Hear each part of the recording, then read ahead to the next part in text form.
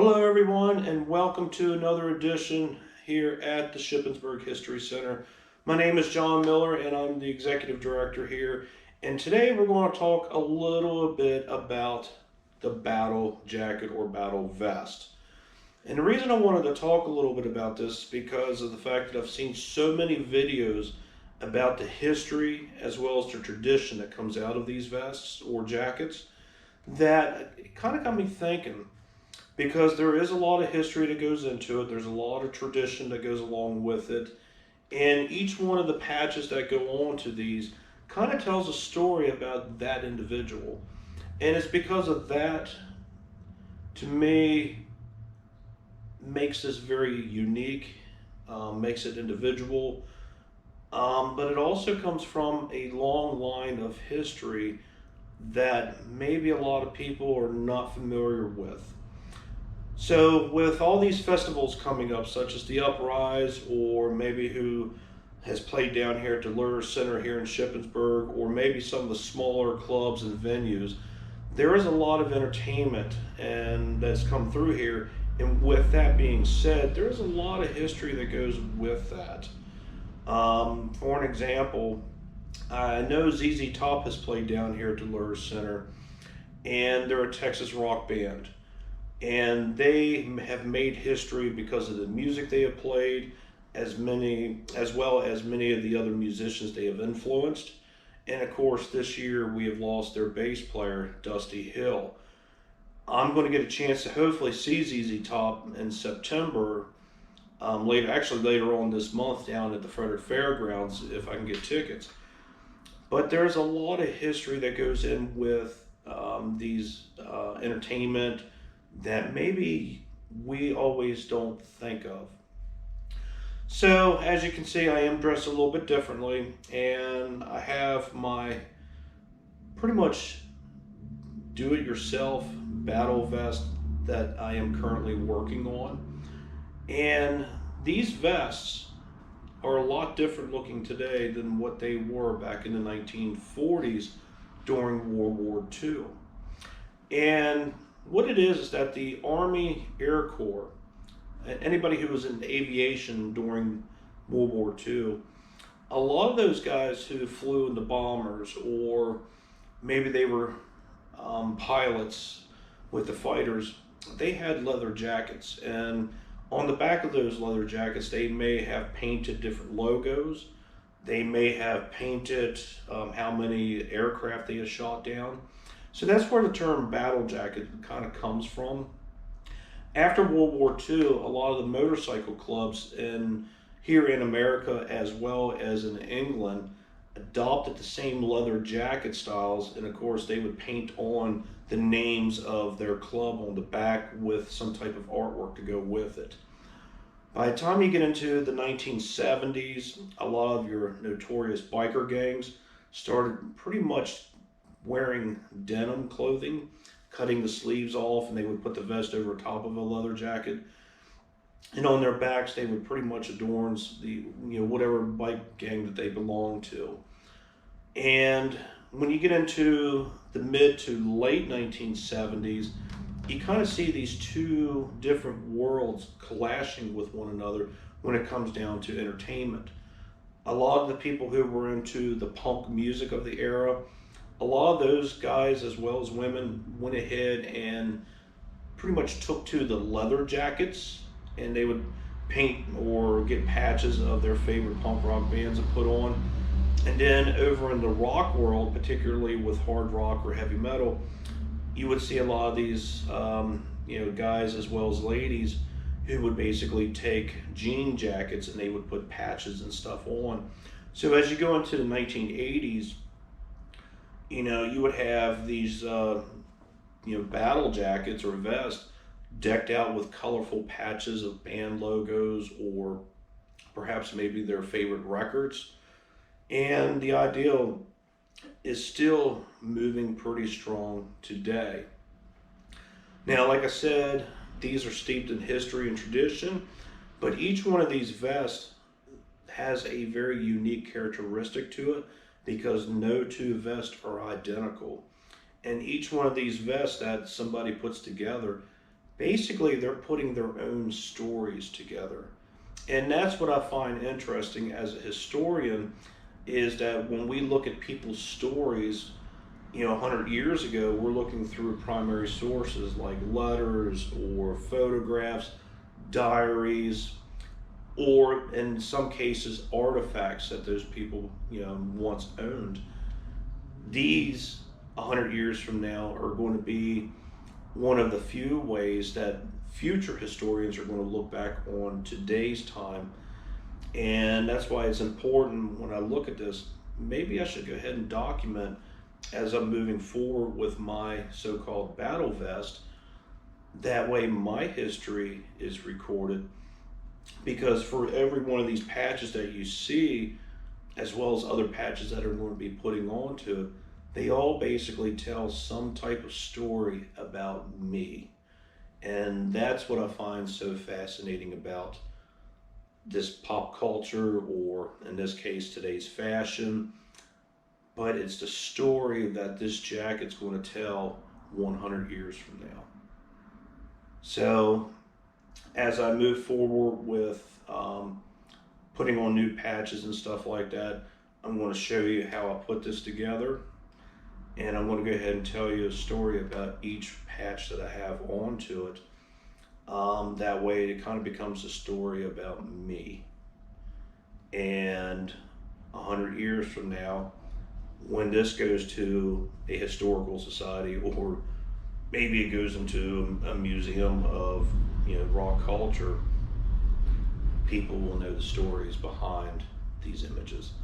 Now, I will tell you right now, some of the images are basically band logos. Some of them could be quite explicit. I'm not really going to go down that route, but some of the images may be perceived to be just a little offensive when it comes to today's society. So just keep that in mind. So let's go ahead and talk about the current stuff that I have on here right now. So this is my battle vest currently in the state. It's not finished by any stretch of the imagination. Obviously, I have a long way to go with this. There's a couple rules for you to follow. Number one, it's better for you to build your own. Don't buy one that's already put together. Number two, rather than take the cheating way out and iron the patches on, sew them. I usually use just what's called a whip stitch to go around. And then number three, make sure you're familiar with the bands that you're putting on here, because there's nothing worse than advertising something that you know nothing about because you think it's cool. But at any rate, like I said, every one of these patches, they tell stories. And like I said, I am nowhere near complete with this. I got a long way to go on it. But what this is, it reflects things with me, and I have a lot of memory with it. The Misfits patch, for an example, I love the Misfits. Glenn Danzig was the original vocalist of it before he went to form Sam Hain, as well as his own band called Danzig. I was listening to the Misfits the day that I met my future wife back in high school. Not to mention that my best friend gave me this patch. I also met their second singer, Michael Graves, over in Chambersburg. So that's another reason why I have that on there, because he, as well as the former bandmates, kind of resurrected this band. And they're still going today. So that's why that's on there. Guns N' Roses, because of the fact that I remember when I was still a teenager, and this was in 1988 when that record was released. My brother says, "Hey, did you hear about this new national anthem?" And as soon as he played Welcome to the Jungle, I loved it. When I went up to my dad's in West Virginia, two of my 5 stepsisters, who happened to live there, they also were listening to GNR, so that kind of, I have memories of walking around up on the mountain with them, just listening to that music. Not to mention this past year, my wife and I got to see them in concert up in Hershey. She's a huge GNR fan, and the smile on her face, knowing that she was going to see her favorite band, that was priceless. So that's why that patch is on there. Black Label Society, because I love the guitar player, Zakk Wylde. I've been a huge fan of his ever since 1988. when No Rest for the Wicked by Ozzy Osbourne was released. And of course, he went on to form BLS, so that's why that's on there. Ted Nugent, Hunt to Live, Live to Hunt. Of course, I have a lot of interest when it comes to firearms as well as hunting. I get that from my father. But the reason why this patch is on here, number one, not only is it because it came off of a hat that I had to trash, but number two, when my oldest son, when he was like this tall, him and I would go hunting in the woods. I tried to get him to connect with nature. I would try to show him firearm safety. And at the end of the day, we would come home, eat our supper, and of course we go to the Outdoor Channel and watch Ted Nugent's hunting show. And just seeing his face when he would see all the deer and stuff on TV, knowing that he could possibly see stuff like that up in the woods was priceless. So that's why that's on there. AC/DC, because of the fact that it was this band here when I was 11 years old, was the reason why I got into playing the guitar to begin with.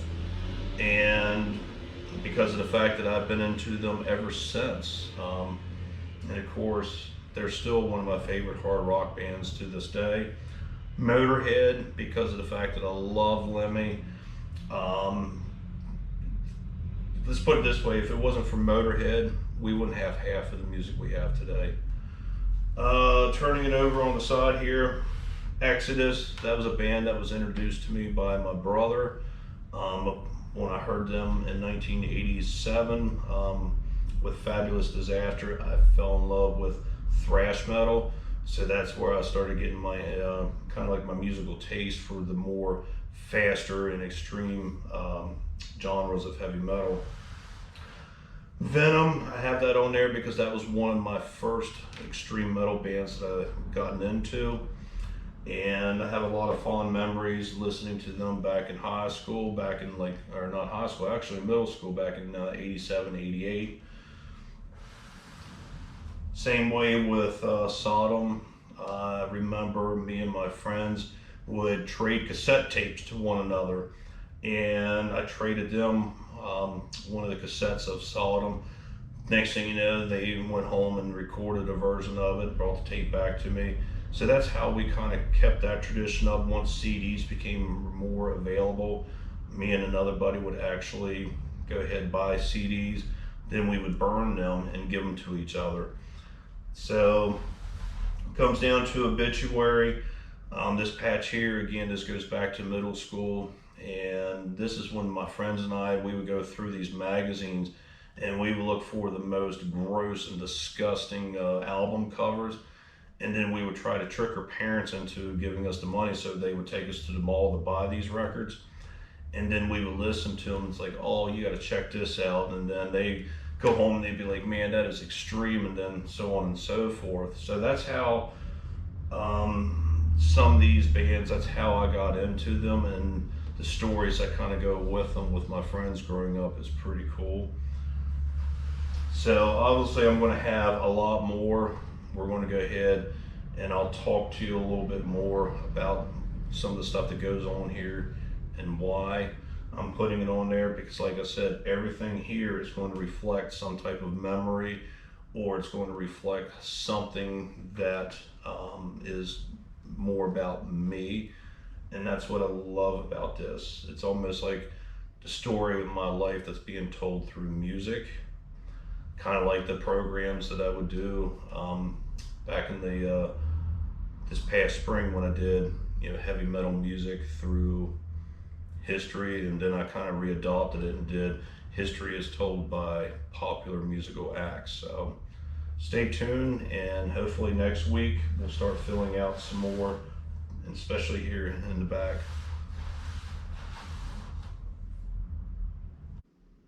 Well, another week has gone by, and I figured I'd go ahead and do a video to kind of document where I'm at with regards to my battle jacket.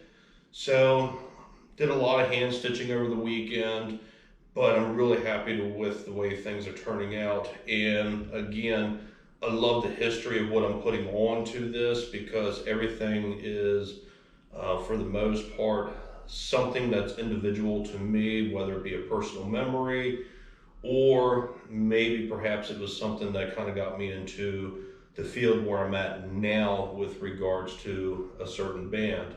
So let me go ahead and go over with you as to what I did. Okay, so we're looking at the backside of what's becoming my battle jacket, or in this case, a battle vest. Again, like I said, I don't really care for the terminology, just because of the fact that this thing here, it's never going to go through an actual battle. But that's, for the most part, that's what the culture calls these things. So the Samhain, or if you want to pronounce it the right way, it's Samhain, as well as the Danzig patch. These two patches here, this reflects one of my favorite bands. If I have like a bad day at work or anything like that, this is pretty much the go-to. It's very hard rock and blues with a little bit of touch of heavy metal kind of thrown in. So I'm very happy about the way those turned out. And of course, I've been into this artist here since 1988, when his debut record of Danzig actually came out. Samhain was a band that played locally throughout the Baltimore area. And of course, that band was only together for a couple years before it transitioned to Danzig. And of course, the lead vocalist was part of the Misfits. Now, this patch right here, Iron Maiden, these guys have been around for a long time, and I had to add this patch to it because of the fact that if it wasn't for this band here, I probably wouldn't be in the history field today. I love the fact that after Bruce Dickinson had joined the band and they put out the, pretty much the two gems that I call them, Peace of Mind as well as Number of the Beast, there were a lot of songs on there that reflect history. The Trooper comes to mind on that. And The Trooper is a song about the Crimean War that took place over in Europe in the 1850s. And it was that song right there that really got me interested in history in general. And this would have been when I was back in high school. So, real quickly, I just want to kind of touch on the actual methods that went into creating this. So, obviously, I got the jacket, I had a couple patches, and then I went out and ordered some, and then I ordered a second round, and that's where you kind of see the back filling out. It's that second round right there. I have a third round that's in the process of being delivered sometime this week. So I'll go ahead and check in with you probably in about a week or two, because some of these patches that are coming in, these really do have a lot of personal stories, especially for me when I was growing up. Well, the third round of my order has come in, and I finally got those patches and pins situated, and I just ordered a huge fourth round. So I'll have even more product placed onto my battle vest here. But at any rate, real quickly, Lynyrd Skynyrd, I know it's not heavy metal related, but this band does hold a very dear, special meaning into my heart. Not only because of the fact that one of their songs is what I proposed marriage to, but also I got to see them in concert, and it was a really good concert, and I was glad to be able to see them before they get ready to call it quits. And then we have our folk metal band here. They're more along the lines of black metal, with a lot of kind of like folk or pagan influences with their lyrics. They're kind of trying to keep their traditions alive. And the reason I have that patch on there is I have a lot of their records on vinyl as well as CD. But also that band is kind of near and dear in heart to me because of the fact that one of the album releases, this is when my oldest son, when he was still very young, him and I went up to the mall, and when I put the CD in after I bought it, he was pretty much blown away, and he was very excited to hear something that was kind of different. And then here we have pins here, and that just kind of represents the backside of my jacket with the band Danzig. And then over here we have Fintroll, and they are an excellent heavy metal folk or a folk metal band. And again, just another one of my favorite bands because of the fact that I have, all their records on vinyl and pretty much all their records on CD. And I had the opportunity to see them in concert, but unfortunately I could not go. So as you can see, another week's gone by. My battle vest is filling out quite nicely. The first patch I've added since our last discussion has been this Waylon Jennings one. To me, Waylon Jennings is to country music to what Lemmy Kilmister is with Motorhead to rock and roll. I love the fact that I was able to see him in concert a couple years before he passed away. And because of his rebel attitude, that's why he's on the jacket. Man of War has been a band that I've been into since 1988 with Kings of Metal. Even though I really haven't liked much of their latest releases here, but still, Man of War was one of my favorite kind of like power metal bands growing up. Amon Amarth, I love the fact that they're keeping the traditions of Vikings and Viking combat alive through their lyrics. And because of that, this melodic death metal band definitely has a place here on my jacket. God Dethroned, they did a lot of lyrical themes that were about horror, and then all of a sudden, to commemorate World War I, they actually released 3 records that were part of a trilogy dealing with some of the topics of World War I history. So that meant the lead singer and the songwriters had to do a lot of research. So because of my love for history and because of how these guys pulled that off, that's why they're on here. Ailstorm, I got to see in concert down in Baltimore. They're just a fun kind of party, pirate lyric themed band. And they're more of like a power folk metal than anything. Just real fun band to listen to. Corpulani is another folk metal band. To me, they're the happiest heavy metal band on the face of the earth. They do a lot of lyrical themes that deal with Scandinavian traditions and folklore. Down, I've been into these guys ever since 1995. It's a power metal group, or a power group, made up of members of Pantera, Crowbar, COC, as well as Biohazard. Weed Eater, just a great sludge metal band from down in North Carolina. And then we have Hail Bullets. And much like God Dethroned, these guys here were a historical band as well. And they did a trilogy before breaking up that was basically about World War II. So the first album was about the Eastern Front. The second one was the Pacific Front. And then the third and final album before they broke up talked about the life and times of Ernest Rommel. So as you can see, it's filling up. The next patches that go on here, I'm going to have to be very careful because now there are certain patches that I definitely want to make sure I have room for. So those patches are the ones I'm going to order next. So I might give it a week break as my fingers are pretty much torn apart from all the sewing. But so far, this has been a fun do-it-yourself project, and I can't wait to see the outcome of it. Until then, see you guys later. So 2 weeks has gone by. I gave myself 1 week off just to kind of let my fingers recuperate. And then I went ahead and ordered another round. So I guess this is what, my 5th or 6th round of patches that I've ordered. It's getting to the point now where I'm losing track. So some of the stuff that I added on here is the Canadian thrash metal, DBC. These were one of the guys, bands that when I went into the record store, saw a cassette tape. I'm like, man, who is this? So I took it home, listened to it, and I was blown away by them. The Hank Williams Jr., because of the fact that I've seen him twice now in concert. And the reason why I have these two guys on here is because of the fact that they're outlaws in their proper genres of music.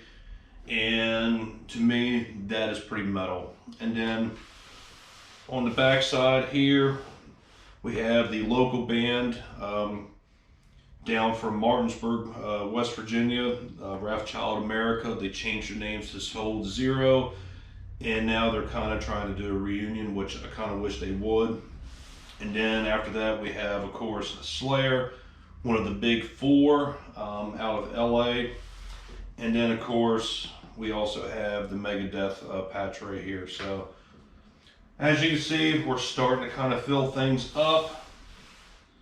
I don't think I have any more room here in the front unless I can find something small here. And over here, I only have enough room here, and then possibly over here. I got this area here, so probably about another 10, 12. I wouldn't think no more than 15 patches. And then after that, my battle vest is going to be finished just in time for the 2022 concert seasons.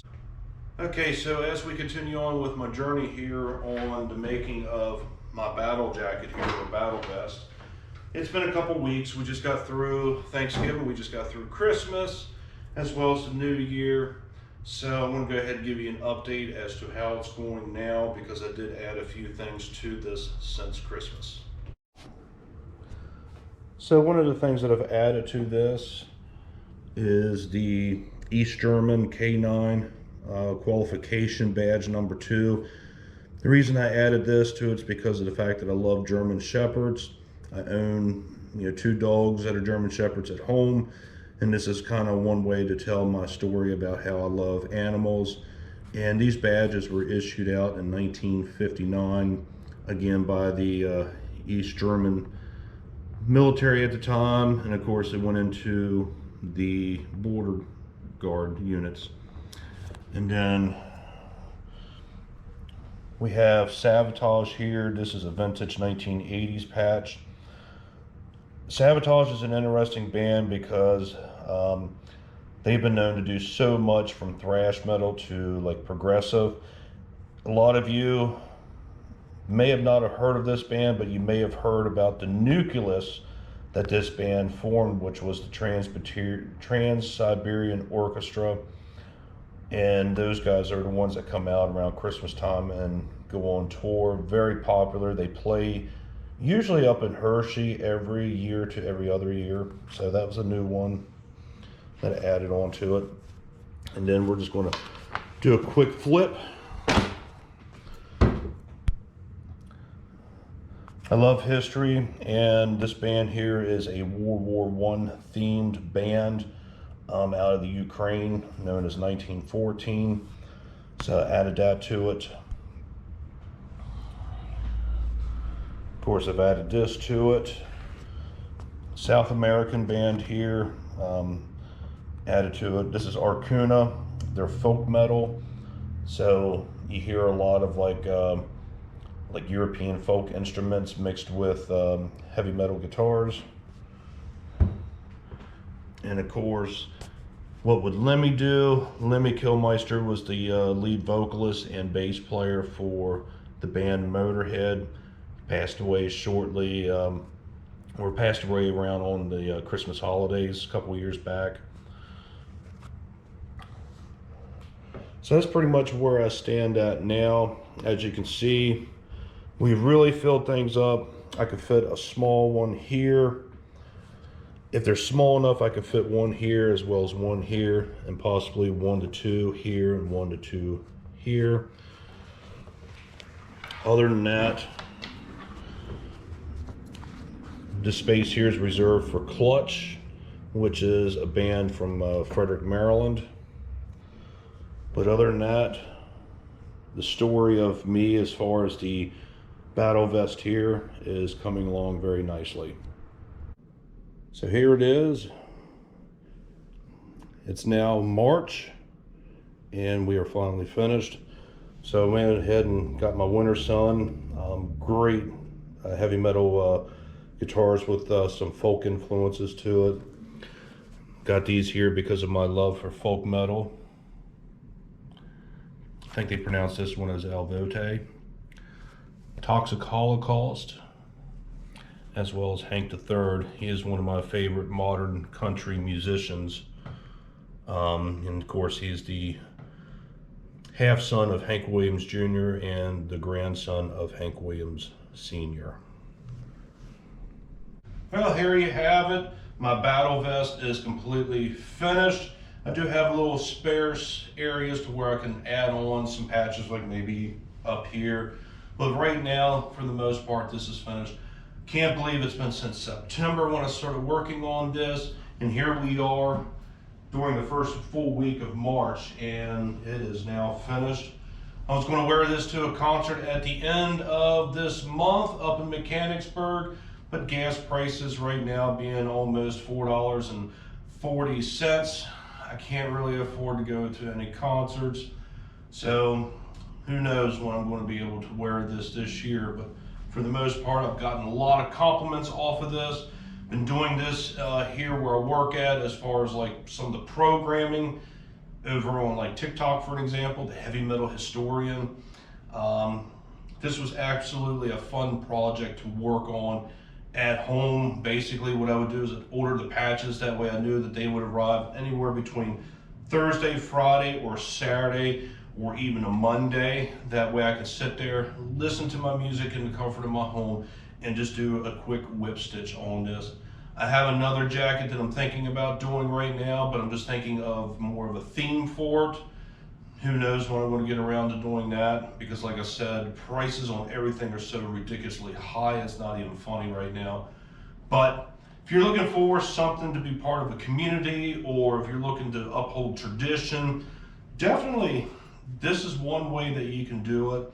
Like I said earlier, throughout the entire series here that we crammed into one video, each patch here has a personalized story that has to do with me, whether it was something that I remember sharing those moments with my children, or when I was a teenager growing up, or I saw the individuals live in concert. So either way, this is a story of me, a great do-it-yourself program or a project.